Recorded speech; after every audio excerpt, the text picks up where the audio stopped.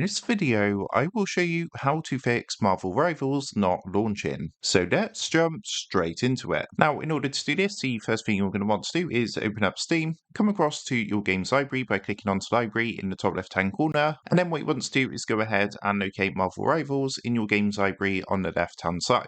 What you then want to do is right-click onto Marvel Rivals to bring up this menu, and then come down and click onto Properties. What that's going to do is open up a window like this. From here, you want to come across this menu on the left hand side and click onto Installed Files. Then what you want to do is come up to the top, and where it says Size of Installation, you want to go ahead and click onto the Browse button just over here. So what it's going to do is take you into the Marvel Rivals game folder, and from here, the first thing you're going to want to do is scroll down until you find the Marvel Rivals launcher. So you can see that's just here. Click onto the launcher, and then what you want to do is right click to bring up this menu, and then come down and click onto Properties. So what that's going to do is launch the Marvel Rivals launcher properties window. From here, all you need to do is come up to the top. You can see we've got these different tabs, and what you want to do is click onto compatibility, and there's a couple of things we're going to change in here. Now, the first thing you want to do is tick the box to run this program in compatibility mode and leave this set to Windows 8. Then what you want to do is come down a bit and tick the box to disable full screen optimizations and also to run this program as an administrator.